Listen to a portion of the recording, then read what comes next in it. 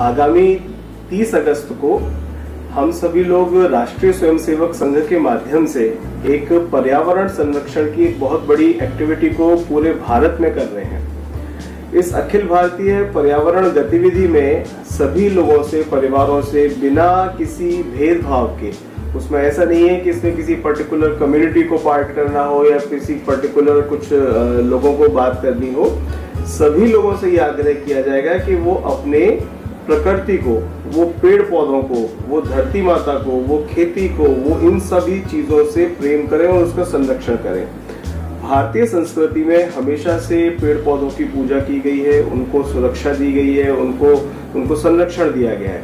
आपने भी देखा भी होगा कि लॉकडाउन में जब से वायु प्रदूषण कम हुआ, जब से लोगों ने जो कारखाने थे उसका धूल मिट्टी निकलनी बंद हुई, ऑटोमोबाइल्स का धुआं निकलना बंद हुआ, तो प्रकृति बहुत क्लियर हो गई, बहुत साफ हो गई। बरेली में पहाड़ों का दिखना शुरू हो गया था और नदियों का जल साफ हो गया था। जो पशु पक्षी थे वो हेल्दी हो गए थे।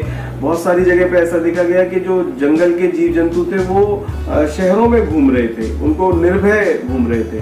तो क्योंकि और एयर क्वालिटी इंडेक्स जिसको बोलते हैं AQI, वो बहुत अच्छा हो गया था। आप ऑक्सीजन लेते हैं, सांस लेते हैं, तो वो क्लियर होने लगी थी। तो अब जब से लॉकडाउन खुलना शुरू हुआ, ये सारी चीजें फिर से वैसी हो गई हैं। NCR में देखा गया था कि जो AQI एयर क्वालिटी इंडेक्स 50 होना चाहिए, वो 700, 800, 1000 से ऊपर होता था, वो 50 रह गया था। और अभी जैसे लॉकडाउन दोबारा से खुलना शुरू हुआ है, वो फिर से 250 होने लगा है। तो इन चीजों से ये समझ में आता है कि हमको अपनी प्रकृति का संरक्षण करना जरूरी है। और पेड़ पौधे मानव के बीच में और नेचर के बीच में, प्रकृति के बीच में, पेड़ पौधे एक ऐसी चीज है जो एक सेतु का काम करते हैं, एक बीच का काम करते हैं। हमको पेड़ पौधे ऑक्सीजन देते हैं, वो ऑक्सीजन हम लोग लेते हैं। क्योंकि मैं एक डॉक्टर हूँ, इसलिए मैं ये जानता हूँ कि जब ये ऑक्सीजन अस्पताल में लगानी पड़ती है किसी को, तो एक तो बहुत महंगी पड़ती है और वो बड़े कष्टकारी बीमारियां होती हैं। और जब तक हम आराम से ऑक्सीजन ले रहे होते हैं हवा में, तो हमको उसकी कद्र नहीं होती है।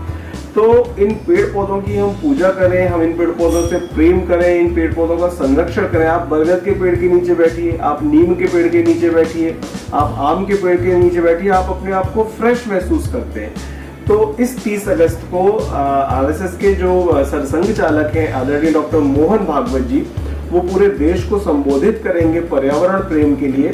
और हमारी सभी लोगों से ये अपील है कि सुबह 10 बजे से लेकर 11 बजे तक आप अपने घर में कोई पेड़ हो, कोई पौधा हो, कोई गमले में पौधा हो, कोई क्यारी हो, फूल हो, वहां पर उन सभी पेड़ पौधों के साथ थोड़ा समय बिताएं। उन पेड़ पौधों की केयर करें, उन पेड़ की पूजा करें। आप उनकी आरती कर सकते हैं, आप उनके ऊपर रोली चंदन, जैसे आप अपने बच्चों की बर्थडे पर अपने बच्चे को तिलक लगाते हैं, अपने बच्चे से प्रेम करते हैं, ऐसे आप उनको अपने परिवार का सदस्य मानते हुए उस पेड़ के साथ प्रेम करें, उसके साथ पूजा करें।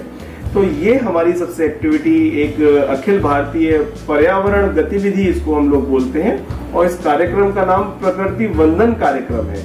मेरी आप सभी से यही आग्रह है कि पूरे देश के सभी भारतीय नागरिक प्रकृति से प्रेम करें और अपने देश को हरा भरा बनाएं। नमस्कार।